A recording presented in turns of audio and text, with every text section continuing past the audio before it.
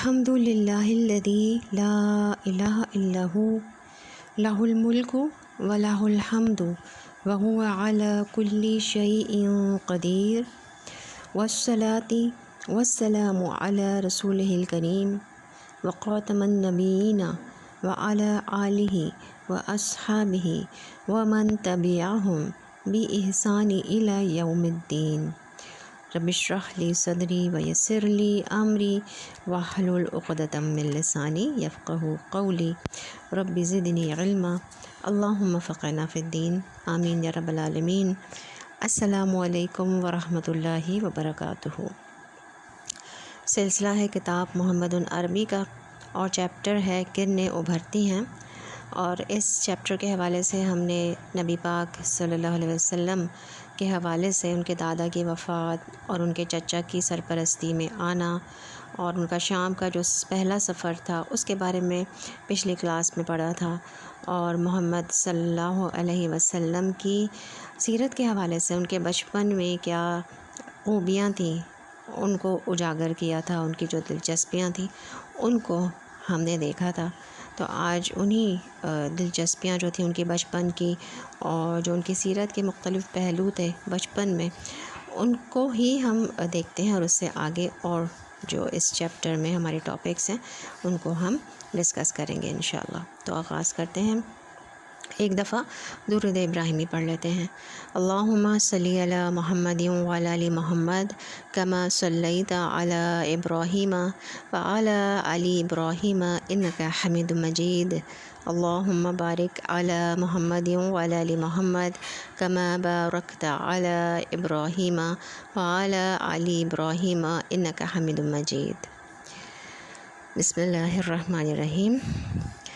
مکے میں عام رواج تھا کہ رات کو لوگ اپنے اپنے کاموں سے چھٹی کر کے جمع ہوتے، طرب و نشاط کی محفلیں آراستہ ہوتی، دلچسپ تفریحی پروگرام ہوتے، داستان گوئی اور داستان سرائی اس پروگرام کا ایک اہم جزو ہوتا۔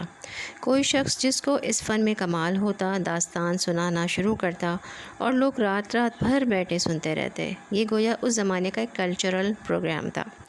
ایک ساتھی نے آپ صلی اللہ علیہ وسلم کو بھی ابھارا کہ محمد ایک رات تم بھی اس محفل کا لطف اٹھاؤ۔ نوجوانی کا زمانہ تھا، ساتھی نے زیادہ کہا تو تیار ہو گئے۔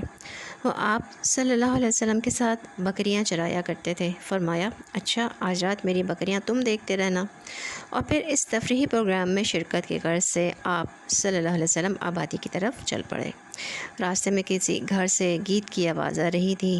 آپ صلی اللہ علیہ وسلم ٹھہر کر سننے لگے۔ کچھ دیر میں نیند آ گئی اور سو گئے۔ آنکھ کھلی تو دن چڑھ چکا تھا، سورج کی گرمی میں تیزی آ چکی تھی، اور آپ صلی اللہ علیہ وسلم ساتھی کے پاس لوٹ آئے۔ ساتھی نے دیکھتے ہی پوچھا کہو محمد صلی اللہ علیہ وسلم رات کیسی گزری؟ تو آپ صلی اللہ علیہ وسلم نے فرمایا کیا بتاؤں، جا رہا تھا کہ راستے میں ایک جگہ گیت گانے کی آواز آئی۔ گیت بڑا سہانا تھا، آواز بھی بڑی رسیلی تھی۔ سوچا کہ تھوڑی دیر اسے بھی سن لوں پھر جاؤں، پھر بیٹھا تو نیند آ گئی، پھر آنکھ کھلی تو صبح ہو چکی تھی۔ دوسری رات ساتھی نے پھر رکسایا، دیکھو آج یہ موقع ہاتھ سے نہ جانے پائے۔ چنانچہ آپ صلی اللہ علیہ وسلم پھر روانہ ہوئے، مگر راستے ہی میں تھے کہ گانوں کے گیت کی آواز پڑی، اور گیت بلا کا سہانا تھا، ایسا لگتا کوئی آسمان سے آواز آ رہی ہے۔ آپ صلی اللہ علیہ وسلم پھر سننے بیٹھ گئے، کچھ دیر میں نیند آ گئی اور سو گئے۔ تو 40 برس کی زندگی میں صرف 2 بار آپ صلی اللہ علیہ وسلم نے اس قسم کا ارادہ کیا، مگر دونوں مرتبہ خدا نے بچا لیا کہ تیری شان ان فضولیات سے بالا تر ہے۔ پھر کبھی خواب میں بھی اس طرح کا خیال نہ آیا، اور نہ کبھی کوئی ایسی بات سرزد ہوئی جس سے آپ صلی اللہ علیہ وسلم کی امانت و دیانت پر کوئی حرف آتا ہو یا عفت و پاک بازی پر کوئی آنچ آتی ہو۔ آپ صلی اللہ علیہ وسلم شرم و حیا کے پیکر تھے، عفت و پاک بازی کا اعلیٰ ترین نمونہ تھے، سچائی کے لیے پوری قوم میں مشہور تھے، دیانتداری اور ایمانداری میں تو اپنی مثال آپ تھے۔ اہل مکہ نے اگر آپ صلی اللہ علیہ وسلم کو امین کا خطاب دیا تو کوئی حیرت کی بات نہیں تھی، ہاں ذرا بھی نہیں۔ آپ صلی اللہ علیہ وسلم کو یہی خطاب زیب دیتا تھا، اور آپ صلی اللہ علیہ وسلم کو ہی زیب دیتا تھا۔ آپ صلی اللہ علیہ وسلم نے جوانی میں تیر اندازی سیکھی، جوان ہوئے تو فن سے سپاہ گیری میں مہارت حاصل کی، اور جنگ فجار ہوئی تو چچاؤں کے دوش بدوش کھڑے رہے۔ یہ جنگ قریش اور ہوازن کے درمیان ہوئی تھی اور تاریخی جنگ تھی، بڑی خوفناک و تباہ کن۔ عرب کی سرزمین نے کبھی ایسی جنگ نہ دیکھی تھی۔ یہ جنگ برسہ برس رہی۔ شریک ہونے کو تو آپ صلی اللہ علیہ وسلم بھی ہوئے، لیکن کسی پر ہاتھ نہ اٹھایا۔ اس جنگ میں گھرانے کے گھرانے تباہ ہو گئے تھے۔ اس سے کچھ لوگوں کو بہت دکھ ہوا اور انہوں نے صلح کی آواز اٹھائی۔ بالآخر دونوں فریقوں میں معاہدہ ہو گیا اور یہی معاہدہ حلف الفضول کے نام سے مشہور ہوا۔ اس معاہدے میں آپ صلی اللہ علیہ وسلم بھی شریک تھے اور عمر مبارک اس وقت 16 سال تھی۔ جنگ سے فرصت ملی تو اہل مکہ پھر اپنی پرانی حالت پر آ گئے۔ اب پھر وہی لہو لعب اور وہی سرمستیاں تھیں۔ رنگ رلیاں منائی جانے لگیں۔ آوارگی اور بے حیائی کا بازار گرم ہو گیا۔ جوئے اور شراب کی محفلیں آباد ہوئیں اور لوگ دادِ عیش دینے لگے۔ اور آپ صلی اللہ علیہ وسلم بھیڑ بکریاں لے کر پہلے کی طرح میدانوں میں نکل جاتے۔ وہاں کھلی فضا ہوتی اور روح پرور سما ہوتا۔ آنکھیں بکریوں کی دیکھ بھال کرتی اور روح کائنات کی وسعتوں میں پرواز کرتی۔ یہ تھی آپ صلی اللہ علیہ وسلم کی زندگی۔ یہی آپ صلی اللہ علیہ وسلم کے شب و روز تھے۔ یہی آپ صلی اللہ علیہ وسلم کے مشاغل اور دلچسپیاں تھیں۔ اسی میں آپ صلی اللہ علیہ وسلم کے لیے سکون و راحت کا سامان تھا۔ تنہا رہنا اور نظام کائنات کا مطالعہ کرنا، ہنگاموں سے دور رہنا اور عالم کے حسن انتظام پر غور کرنا۔ آپ صلی اللہ علیہ وسلم کو بس بکریاں چرانے سے مطلب رہتا۔ صحرا کی فضا میں مزہ آتا۔ تنہائی اور یکسوئی میں آپ صلی اللہ علیہ وسلم کے ذہن و فکر کی نشوونما ہوتی۔ قلب و روح پر معرفت کا فیضان ہوتا اور کائنات کے اسرار منکشف ہوتے۔ اور ابو طالب وہ روزی کی فکر رکھتے، معاشی دوڑ دھوپ میں لگے رہتے کہ ان کا اور بھتیجے کا پیٹ پل سکے اور آسانی سے اولاد کا گزارا ہو سکے، جو اللہ تعالیٰ کے فضل و کرم سے کچھ کم تعداد میں نہ تھی۔ ایک دن ابو طالب آپ صلی اللہ علیہ وسلم کے پاس آئے، بولے بھتیجے تم جانتے ہو کہ اپنی مالی حالت کیا ہے؟ ہماری پریشانیاں اور بڑھ گئی ہیں۔ خدیجہ رضی اللہ عنہ دوسروں کا اپنا مال دے کر تجارت کراتی ہیں، کہو تو تمہارے لیے بات کر دوں۔ اس وقت آپ صلی اللہ علیہ وسلم کی عمر 23 یا 24 سال تھی۔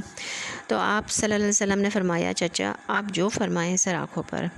خدیجہ رضی اللہ عنہ بہت اونچے گھرانے کی خاتون تھی۔ ان کا سلسلہ نسب 5ویں پشت میں قصی تک پہنچتا تھا اور اس طرح سے آپ صلی اللہ علیہ وسلم سے جا ملتا تھا۔ یہ بنی مخزوم کے 2 رئیسوں سے یک بعد دیگرے بیاہی تھی۔ وہ دونوں بہت کافی دولت چھوڑ کر دنیا سے رخصت ہو گئے۔ پھر قریش کے بہت سے رئیسوں نے شادی کا پیغام بھیجا، لیکن ہر ایک کو انہوں نے ٹھکرا دیا۔ اب وہ تنہا رہتی، اپنا سرمایہ کاروبار میں لگاتی، خوب نفع اٹھاتی اور نہایت خوشحالی کی زندگی بسر کرتی۔ ابو طالب پہنچے تو وہ تجارت کے لیے کسی آدمی کی فکر میں تھی۔ ابو طالب نے پوچھا خدیجہ محمد صلی اللہ علیہ وسلم سے تجارت کرانا پسند کرو گی؟ خدیجہ بولی آپ کسی ناپسندیدہ اور غیر آدمی کے لیے کہتے جب بھی مجھے انکار نہ ہوتا، یہ تو اپنے آدمی ہیں اور وہ بھی امین ہیں۔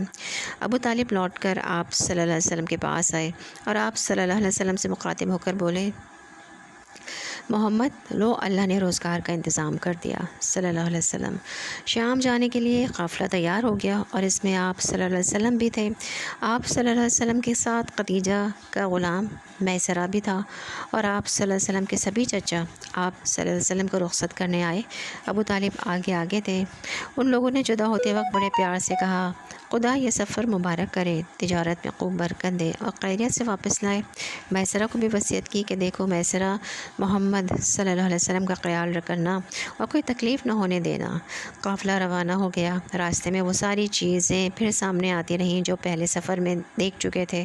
آپ صلی اللہ علیہ وسلم چلتے چلتے قافلہ شام تک پہنچ گیا اور پھر اسی شہر بصرہ میں ٹھہرا۔ قافلے میں جتنے لوگ تھے سب کی ہمدردیاں اور خیرخواہیاں آپ صلی اللہ علیہ وسلم کو حاصل تھیں۔ آپ صلی اللہ علیہ وسلم بھی ان کے لیے بہترین رفیق سفر اور سراپا خیر و برکت جو ہے وہ ثابت ہوئے۔ رہا خدیجہ کا غلام میسرہ تو نہ پوچھے اس کا کیا حال تھا، جیسے وہ آپ صلی اللہ علیہ وسلم کا غلام ہو، بےحد محبت کرتا، ہر وقت خیال رکھتا، آپ صلی اللہ علیہ وسلم کی کسی بات کو نہ ٹالتا۔ جو کچھ سامان ساتھ تھا اس کی آپ صلی اللہ علیہ وسلم نے بڑی کامیابی سے تجارت کی، ایک ہوشیار تجربہ کار اور خوش تدبیر انسان کی طرح۔ پھر کسی کے ہاتھ کچھ بیچا تو بڑی خوش اخلاقی سے، کسی سے کوئی معاملہ کیا تو بڑی ایمانداری سے، کسی سے کچھ تبادلہ کیا تو بڑی دیانتداری سے۔ پھر واپس ہوئے تو خدیجہ نے جو فرمائش کی تھی اور جو سامان منگوایا تھا سب ساتھ لے کر آئے۔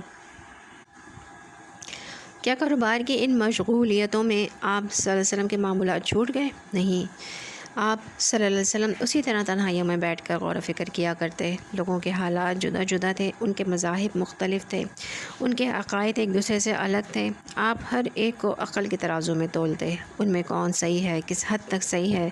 گھنٹوں بیٹھے اسی غور و فکر میں ڈوبے رہتے۔ جہاں قافلے کا پڑاؤ تھا اس سے قریب ہی ایک بہت بھاری درخت تھا۔ ایک روز معمول کے مطابق آپ صلی اللہ علیہ وسلم اسی کے نیچے بیٹھے ہوئے تھے۔ میسرہ ادھر ادھر کچھ کام دھام میں مصروف تھا۔ پاس ہی ایک گرجا گھر تھا، اس میں ایک راہب نکلا اس میں سے اور میسرہ کے پاس آیا۔ یہ تھا نستور راہب۔ میسرہ یہاں تجارت کی غرض سے ہر سال آتا تھا، اس لیے نستور اس سے خوب واقف تھا۔ وہ بولا، میسرہ تمہارے ساتھ یہ کون ہے؟ میسرہ نے کہا، قریش کا ایک جوان ہے۔ راہب بولا، تم نے اس میں کیا کیا اوصاف دیکھے؟ میسرہ نے جواب دیا، ایمانداری، پاکیزگی اور ستھرائی، نرم مزاجی اور خوش اخلاقی، افکار و خیالات کے سمندر میں اسی طرح غرق رہنا، نگاہ تصورات سے کائنات کا مطالعہ کرنا۔ نستور نے بڑی بیتابی سے پوچھا، اس کی آنکھیں کس قسم کی ہیں؟ تو میسرہ پر کچھ گھبراہٹ سی طاری ہوئی اور بولا، آنکھیں سیاہ اور چوڑی ہیں، سفید حصے میں سرخ ڈورے ہیں، بلکہ سیاہ اور باریک ہیں، کچھ بڑی بڑی بھی ہیں جو آنکھوں کا حسن دوبالا کرتی ہیں۔ نستور جو اب آپ صلی اللہ علیہ وسلم کے پاس آنے کے لیے پر تول رہا تھا، بولا، میسرہ جو اس درخت کے نیچے ٹھہرے اور اس میں یہ خوبیاں ہوں، وہ نبی ہی ہو سکتا ہے۔ پھر وہ آپ صلی اللہ علیہ وسلم کے پاس آیا اور اس کی قوم میں جو مذاہب رائج تھے ان کے بارے میں سوالات کرنے لگا۔ وہ چاہتا تھا کہ اس سلسلے میں آپ صلی اللہ علیہ وسلم کے خیالات معلوم ہوں اور اندازہ ہو کہ آپ صلی اللہ علیہ وسلم کے دل میں ان مذاہب کا کیا مقام اور کتنا احترام ہے۔ تو آپ صلی اللہ علیہ وسلم نے ان کی تردید کی اور سب سے بیزاری ظاہر کی۔ خود اس کا مذہب چونکہ عیسائیت تھا، اس لیے اب اس نے اس کے بارے میں بھی سوال کیا۔ تو آپ صلی اللہ علیہ وسلم نے اس میں جو اچھائیاں یا جو بھی اس کے خصوصیات تھیں سب بیان کر دی۔ قافلہ کچھ دنوں بعد مکے واپس ہوا۔ مرو ظہران پہنچا تو میسرہ نے کہا کہ محمد صلی اللہ علیہ وسلم لپک کر خدیجہ کے پاس جاؤ، انہیں کامیابی کی خوشخبری سناؤ۔ چنانچہ آپ صلی اللہ علیہ وسلم اونٹ پر سوار ہو گئے اور دوپہر ہوتے ہوتے مکہ پہنچ گئے۔ خدیجہ اس وقت بالا خانے میں تھی اور ٹھنڈی ٹھنڈی ہواؤں کے مزے لے رہی تھیں۔ اچانک کیا دیکھتی ہیں کہ ایک اونٹ پر کوئی سوار ہے اور اونٹ ریگزار کی تپتی ہوئی ریت پر محو رفتار ہے، بالکل ہوا کا مقابلہ کر رہا ہے۔ خدیجہ نے سوار پر نظریں گاڑ دیں کہ پہچانے کون ہے۔ وہ سوار کچھ اور قریب ہوا، دیکھا تو محمد ہیں صلی اللہ علیہ وسلم، ان کے گھر کی طرف بہت تیزی سے بڑھ رہے ہیں۔ آپ صلی اللہ علیہ وسلم دروازے پر پہنچے تو خدیجہ نے بڑے خلوص سے استقبال کیا اور خیریت سے واپس آنے پر خوشی کا بھی اظہار کیا۔ پھر آپ صلی اللہ علیہ وسلم نے بڑے اچھے انداز سے سفر کا پورا حال سنایا، کاروبار کی بھی رویداد بیان کی کہ کیا بیچا، کیا خریدا اور کتنا نفع اٹھایا۔ خدیجہ رضی اللہ عنہ پورے شوق اور دلچسپی سے ساری داستان سنتی رہیں، دل ہی دل میں اش کرتی رہیں۔ آپ صلی اللہ علیہ وسلم کی باتوں سے انہیں بڑی خوشی ہو رہی تھی۔ آپ صلی اللہ علیہ وسلم کی خوش کلامی ان کے دل کو بھار رہی تھی اور آپ صلی اللہ علیہ وسلم کی ایمانداری اور سچائی ان کو مو رہی تھی۔ پھر اس بار تجارت میں بے انتہا برکت ہوئی، اتنی کہ اور کبھی نہ ہوئی تھی، اور اس سے بھی وہ بہت متاثر تھیں۔ پھر میسر آیا، اس کی زبانی آپ صلی اللہ علیہ وسلم کے حالات سنے تو دل خوشی سے لبریز ہو گیا، اور پھر اتنی حیرت و مسرت ہوئی کہ جس کا کوئی ٹھکانہ نہ تھا۔ میسرہ نے بتایا کہ آپ صلی اللہ علیہ وسلم نے کس طرح تجارت کی، معاملات میں کتنی سچائی اور ایمانداری دکھائی، اور پھر کس قدر ان کے مال تجارت کی فکر رکھی اور جان و دل سے اس کی حفاظت کی۔ پھر راہب نستور کا واقعہ سنایا اور آپ صلی اللہ علیہ وسلم کے بارے میں اس نے جو خوشخبری دی تھی وہ بھی سنائی۔ پھر بولا، ایک واقعہ اور ہوا جس میں میں حیران رہ گیا۔ سفر سے ہم لوگ واپس ہو رہے تھے، میرے ساتھ 2 اونٹ تھے، دونوں تھک کر جواب دے چکے تھے۔ تھا میں بہت پیچھے، اندیشہ ہو کہ کہیں قافلہ آگے نہ بڑھ جائے اور میں تنہا رہ جاؤں۔ چنانچہ جلدی سے میں محمد صلی اللہ علیہ وسلم کے پاس گیا اور ان کا سارا حال بتایا۔ یہ سن کر پہلے تو انہوں نے دونوں کے پیر سہلائے، پھر نکیل ہاتھ میں لی، یعنی اونٹوں کی، پھر نکیل ہاتھ میں لی اور ان کو ہنکایا، اور اب وہ اس طرح اچھلنے لگے جیسے کچھ ہوا ہی نہ تھا۔ خدیجہ بہت حیران ہوئی اور بولی، بھائی ان میں تو بڑی عجیب و غریب خصوصیات ہیں۔ اب ناممکن تھا کہ خدیجہ کسی وقت آپ صلی اللہ علیہ وسلم کو بھول جائیں یا آپ صلی اللہ علیہ وسلم ان کے ذہن سے اتر جائیں۔ جہاں ہوتی آپ صلی اللہ علیہ وسلم ہی کا تذکرہ کرتی اور جس سے ملتی آپ صلی اللہ علیہ وسلم ہی کے گن گاتی۔ اب ان کو آپ صلی اللہ علیہ وسلم سے بے انتہا لگاؤ اور محبت ہو گئی تھی، اور تمنا تھی کہ کسی طرح اس امین اور صاحب صالح جوان کو اپنا شریک زندگی بنا لیں۔ خدیجہ کو اس کی فکر ہوئی، تمنا ہوئی اور پھر ایک تڑپ بن گئی۔ یہی خدیجہ تھی، ہاں یہی خدیجہ جن کو قریش کے بڑے بڑے رئیسوں نے نکاح کا پیغام بھیجا تھا اور انہوں نے ہر ایک کو ٹھکرا دیا تھا اور لاپرواہی سے رخ پھیر لیا تھا، مگر اس وقت یہ خواہش اتنی بڑی کہ خدیجہ اس کو راز نہ رکھ سکی اور قریبی عورتوں سے بھی کہہ بیٹھی۔ ان میں ایک خاتون نفیسہ بنت علیہ تھی۔ وہ بولی، خدیجہ کیا حرج ہے، امین سے نکاح کر لو۔ خدیجہ نے کہا، اس کی شکل کیا ہوگی؟ نفیسہ نے جواب دیا، میں اس کے ذمہ دار ہوں۔ پھر وہ آپ صلی اللہ علیہ وسلم کے پاس آئیں اور بولی، محمد صلی اللہ علیہ وسلم نکاح کیوں نہیں کر لیتے؟ آپ صلی اللہ علیہ وسلم نے فرمایا، میرے پاس ہے کیا جو کر لوں؟ وہ بولی، اچھا بتاؤ، اگر کوئی انتظام ہو جائے اور ایک نہایت حسین اور مالدار خاتون سے نکاح کرنے کو کہا جائے تو کیا تیار ہو جاؤ گے؟ آپ صلی اللہ علیہ وسلم نے فرمایا، وہ کون ہے؟ وہ بولی، خدیجہ۔ خدیجہ کے اخلاق اور دانائی سے تو آپ صلی اللہ علیہ وسلم پہلے ہی متاثر تھے۔ آپ صلی اللہ علیہ وسلم نے جیسا سنا تھا ان کو ویسا ہی پایا تھا۔ لوگ ان کو طاہرہ کہتے تھے، ان کا لقب تھا طاہرہ، اور آپ صلی اللہ علیہ وسلم ان کو طاہرہ ہی پایا تھا، مگر ان سے نکاح یہ تو آپ صلی اللہ علیہ وسلم کے خواب و خیال میں بھی نہ تھا، کیونکہ آپ صلی اللہ علیہ وسلم کو معلوم تھا کہ اس کے لیے بڑوں نے زور لگایا، لیکن وہ تو ترس کے رہ گئے۔ آپ صلی اللہ علیہ وسلم نے فرمایا، لیکن خدیجہ سے نکاح کی کیا شکل ہوگی؟ نفیسہ نے آپ صلی اللہ علیہ وسلم کو بھی وہی جواب دیا، یہ میرے ذمہ۔ پھر آپ صلی اللہ علیہ وسلم ابو طالب کے پاس پہنچے اور ان سے سارا معاشرہ کہہ سنایا۔ ابو طالب نے سنا تو سخت حیران ہوئے، مگر آپ صلی اللہ علیہ وسلم کی زبان سے کبھی جھوٹ یا غلط بات تو سنی نہ تھی، اس لیے انکار بھی نہ کر سکتے تھے۔ البتہ بولے، تعجب ہے بیٹے، خدیجہ قریش کی معزز خاتون، مال و دولت میں اور جاہ و منصب والوں کو ٹھکرا دے اور تم کو اپنا شوہر بنانا پسند کر لے۔ پھر بولے، لیکن بیٹے، اگرچہ تم مال کے کنگال ہو پر شرف و عزت سے مالا مال ہو۔ آپ صلی اللہ علیہ وسلم نے فرمایا کہ چچا، نہ مجھے مال کی ہوس ہے اور نہ ہی اس کی کوئی ضرورت۔ پھر ابو طالب نے بھائیوں کو ساتھ لیا اور خدیجہ کے چچا عمرو بن اسد کے پاس گئے۔ ان کے بھائی عمرو بن قویل سے بھی ملے اور آپ صلی اللہ علیہ وسلم کی طرف سے خدیجہ نکاح کا پیغام دیا۔ وہ دونوں ہی اسی دم تیار ہو گئے۔ اسی طرح چٹ پٹ شادی کا دن طے ہو گیا اور پھر وہ دن آیا تو خاندان کے تمام شرفا خدیجہ کے مکان پر جمع ہوئے۔ ابو طالب نے خطبہ نکاح دیا۔ خطبہ بہت شاندار تھا۔ اس سے اندازہ ہوتا ہے کہ آپ صلی اللہ علیہ وسلم کے اخلاق اور اوصاف سے کس قدر متاثر تھے۔ حمد و ثنا کے بعد بولے، یہ میرے بھائی عبداللہ کا بیٹا محمد ہے صلی اللہ علیہ وسلم۔ یہ وہ نوجوان ہے کہ قریش میں اس جیسا کوئی نہیں۔ ہاں، مال اس کے پاس کم ہے، لیکن مال تو چلتی پھرتی چھاؤں ہے۔ محمد میرا عزیز ہے صلی اللہ علیہ وسلم۔ یہ تم سب جانتے ہو، وہ قویل کی بیٹی خدیجہ سے نکاح کرنا چاہتا ہے اور میرے مال سے 20 اونٹ مہر مقرر کرتا ہے۔ بخدا اس کا مستقبل انتہائی شاندار ہے۔ اس طرح یہ مبارک تقریب انجام پائی اور خاتون قریش امین قریش کے گھر آ گئی۔ اس وقت حضور صلی اللہ علیہ وسلم کی عمر 25 سال 2 ماہ 10 دن تھی اور بی بی خدیجہ رضی اللہ عنہ کی عمر 40 سال تھی۔ رخ مصطفیٰ ہے وہ آئینہ کہ اب ایسا دوسرا آئینہ، نہ ہماری بزم خیال میں نہ دکان آئینہ ساز میں۔ اس وقت محمد صلی اللہ علیہ وسلم کی اٹھتی ہوئی جوانی تھی، حسن و دلکشی بلا کی تھی۔ گورا گورا رنگ ملاحت لیے ہوئے، مسکراتا ہوا نورانی چہرہ، ہلکی گولائی لیے ہوئے، قد درمیانہ، نہ تو پستہ قد اور نہ بہت زیادہ لمبے، بڑا سر جس پہ سیاہ سیاہ گھنے بال گھنگریالے، چوڑی پیشانی جس سے غیر معمولی عظمت ٹپکتی، باریک باریک بھویں ایک دوسرے سے جدا، کچھ قمدار اور بھری ہوئی،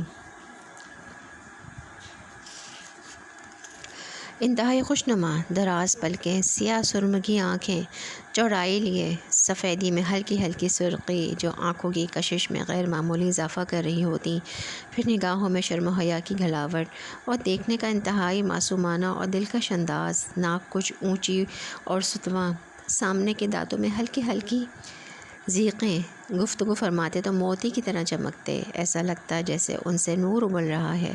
چہرے پر بھری ہوئی گھنی داڑھی، خوبصورت سی اونچی گردن، سینہ کشادہ، مونڈوں کا درمیانی فاصلہ عام پیمانے سے کچھ زیادہ، چوڑی چوڑی کلائیاں، ہتھیلیاں فراخ اور نرم و گداز، انگلیاں موزوں حد تک دراز، ہلکی ہلکی ستی ہوئی پنڈلیاں ایڑیوں پر برائے نام گوشت، تلوے ذرا گہرے، چلتے تو قوت کے ساتھ، ذرا آگے کو جھک کر قدم جما کر رکھتے، رفتار بہت تیز ہوتی، معلوم ہوتا نشیب میں اتر رہے ہیں، چہرہ غور و فکر میں ڈوبا رہتا اور نگاہوں میں پاکیزہ خیالات اور بلند جذبات چمکتے ہوئے دیکھنے والا پہلی نظر میں ہی مرعوب ہو جاتا۔ سبحان اللہ۔ خدیجہ کے ساتھ آپ صلی اللہ علیہ وسلم کی زندگی انتہائی پر لطف تھی۔ ان کی رفاقت آپ صلی اللہ علیہ وسلم کے لیے راحت ہی راحت تھی۔ وہ ایک نہایت ہوشیار، تجربہ کار اور سمجھدار خاتون تھی۔ انہوں نے آپ صلی اللہ علیہ وسلم کی طبیعت اور مزاج کو، آپ صلی اللہ علیہ وسلم کی پسند اور ناپسند کو خوب اچھی طرح پہچان لیا تھا اور ہمیشہ اس کا پورا خیال رکھتی۔ آپ صلی اللہ علیہ وسلم کے جذبات اور رجحانات کو، آپ صلی اللہ علیہ وسلم کی امنگوں اور دلچسپیوں کو اچھی طرح سمجھ لیا اور ان کے سلسلے میں آپ صلی اللہ علیہ وسلم کے ساتھ پورا تعاون کیا اور ہر طرح سے سہولتیں پہنچانے کے لیے کمر بستہ رہیں۔ آپ صلی اللہ علیہ وسلم کے رجحانات کیا تھے؟ سدا سچ بولنا، ہر کام ایمانداری سے کرنا، ہنگاموں سے بچنا، شور و غل کی محفلوں سے دور رہنا اور تنہائی میں بیٹھ کر غور و فکر کرنا۔ خدیجہ رضی اللہ عنہ نے ان ساری باتوں کا خیال رکھا، چنانچہ آپ صلی اللہ علیہ وسلم کے معاملات پر کوئی اثر نہیں پڑتا۔ آپ صلی اللہ علیہ وسلم اب بھی اسی طرح وسیع روح پرور فضاؤں میں نکل جاتے۔ اب بکریوں کی رکھوالی بھی نہ کرنی ہوتی، اس لیے اور زیادہ یکسوئی اور اطمینان رہتا۔ جب تک چاہتے غور و فکر کرتے، مناظر فطرت کا مشاہدہ کرتے، اس طرح گویا آپ صلی اللہ علیہ وسلم فطرت کی رہنمائی میں اپنے دادا ابراہیم علیہ السلام کے نقش قدم پر چل رہے تھے اور علم اور عرفان اور ایمان و یقین کی منزلیں طے کر رہے تھے۔ سورۃ الانعام کی آیت نمبر 75 میں آتا ہے، وَكَذَلِكَ نُرِي إِبْرَاهِيمَ مَلَكُوتَ السَّمَاوَاتِ وَالْأَرْضِ وَلِيَكُونَ مِنَ الْمُوقِنِينَ، اور اسی طرح ہم ابراہیم علیہ السلام کو اور آسمان اور زمین کے نظام سلطنت کو دکھاتے تھے، اور اس لیے دکھاتے تھے کہ وہ یقین رکھنے والوں میں سے ہو جائیں۔ تو کیا آپ صلی اللہ علیہ وسلم خدیجہ رضی اللہ عنہا کے حقوق سے غافل رہتے؟ نہیں، ایسا نہیں تھا۔ اگرچہ خدیجہ رضی اللہ عنہ ایک وفا شوہر اور فرض شناس بیوی تھی، تو آپ صلی اللہ علیہ وسلم بھی ایک مثالی شوہر تھے۔ عبادت کے ساتھ ساتھ آپ صلی اللہ علیہ وسلم خدیجہ رضی اللہ عنہ کا بھی پورا خیال رکھتے، ان کے سارے حقوق ادا کرتے، ان کے دل بہلاؤ کا سامان کرتے، ان کے ذوق اور طبیعت کی پوری رعایت کرتے اور ان کے مال کی ہر طرح حفاظت کرتے، ان کی تجارت کو فروغ دیتے جس پر پورا اطمینان ہوتا، جو سچا اور ایماندار ہوتا اور جال بٹے سے بیزار ہوتا، اسی کو اس میں شریک کرتے۔ غرض آپ صلی اللہ علیہ وسلم ایک انتہائی محبوب اور حق شناس شوہر تھے۔ خدیجہ رضی اللہ عنہ کے لیے آپ صلی اللہ علیہ وسلم کے رہن سہن میں بڑی دلکشی اور جان نوازی تھی۔ آپ صلی اللہ علیہ وسلم کا ساتھ ان کے لیے بڑا ہی سکون بخش اور پرکیف تھا۔ خدیجہ رضی اللہ عنہ نے آپ صلی اللہ علیہ وسلم کو بڑے مالداروں اور عزت داروں پر ترجیح دی تھی۔ جاہ و منصب والوں کے مقابلے میں آپ صلی اللہ علیہ وسلم کو اپنا خاوند بنانا پسند کیا تھا۔ وہ آپ صلی اللہ علیہ وسلم کے بارے میں انتہائی حسن ظن رکھتی تھیں اور آپ صلی اللہ علیہ وسلم سے ہی بہت پر امید تھیں۔ پھر بھی ان کو پہلے سے کیا اندازہ رہا ہوگا وہ کتنے خوش نصیب ہیں۔ تھے تو آپ صلی اللہ علیہ وسلم تنہائی پسند، لیکن لوگوں سے میل جول بھی رکھتے، ان کے معاملات میں دلچسپی لیتے، ان کی باتوں کو بہت ہی غور سے سنتے، اکثر چپ رہتے، بے ضرورت کبھی نہ بولتے، نہ کسی بات میں لوگوں سے الجھتے، جو بات بھی کہتے بہت ہی مختصر اور کام کی کہتے، اور اس میں بھی ظرافت ہوتی، ظرافت میں بھی لطافت ہوتی، چہرہ مسکراتا ہوا دیکھنے میں بہت دلکش اور بھلا لگتا، بات کرنے والا گرویدہ ہو جاتا، یہی مسکراہٹ کبھی کبھی ہنسی میں تبدیل ہو جاتی۔ انہی خوبیوں کی وجہ سے لوگ آپ صلی اللہ علیہ وسلم کی ہر بات کو وزن دیتے، آپ صلی اللہ علیہ وسلم کی رائے کا احترام کیا جاتا اور آپ صلی اللہ علیہ وسلم کے مشوروں پر عمل بھی کیا جاتا۔ مکے کے چاروں طرف پہاڑیوں کا سلسلہ ہے اور بیچ میں کعبہ ہے۔ زور کی بارش ہوتی تو شہر میں پانی بھر جاتا، پھر کعبہ کی دیواریں نیچی تھیں اور دیواروں پر چھتیں بھی نہ تھیں، جیسے ہمارے یہاں کی عیدگاہ۔ ایک بار کا واقعہ ہے کہ بہت زبردست سیلاب آیا جس سے بہت سی عمارتیں ڈھہ گئیں اور پانی کعبے کے اندر پہنچ گیا۔ اسی طرح دیواروں میں شگاف پڑ گئے اور بنیادیں کمزور ہو گئی۔ یہ چیز مکے والوں کے لیے ایک مسئلہ بن گئی اور انہیں اس کی مرمت کی فکر ہوئی، اور اوروں کی طرح آپ صلی اللہ علیہ وسلم کو بھی ہوئی۔ کعبہ ہی ان کے لیے سب کچھ تھا، ان کا عبادت گھر تھا، ان کے بتوں کا گھر تھا۔ پھر دور سے لوگ اس کا طواف کرنے آتے تھے، اس سے ان کی تجارت کا فروغ ہوتا اور کاروبار میں ترقی ہوتی۔ پھر اتنا ہی نہیں، اس کی وجہ سے انہیں لوگوں کی نظروں میں ایک اونچا مقام حاصل تھا، آنے والے ان کی عزت کرتے اور اپنے سے اونچا اور بڑھتا سمجھتے، کیونکہ یہ اس کے ہمسایہ تھے اور اس کے خدمتگار اور پاسبان تھے، اور اس سے متعلق مختلف عہدوں سے سرفراز تھے۔ چنانچہ یہ لوگ ایک جگہ جمع ہوئے اور آپس میں مشورہ کرنے لگے کہ کیا کیا جائے، کون اسے ڈھائے اور پھر کون اسے تعمیر کرے۔ اس سے آگے کیا ہوا، انہوں نے کیا فیصلہ کیا اور کیا ہوا، یہ ہم انشاءاللہ نیکسٹ کلاس میں پڑھیں گے۔ آج کے لیے اتنا ہی کافی ہے۔ سبحانک اللہم و بحمدک، نشہد ان لا الہ الا انت، نستغفرک و نتوب الیک۔ الحمدللہ رب العالمین، الصلاۃ والسلام علی رسولہ الکریم۔ سبحان ربک رب العزۃ عما یصفون وسلام علی المرسلین والحمدللہ رب العالمین۔ السلام علیکم ورحمۃ اللہ وبرکاتہ۔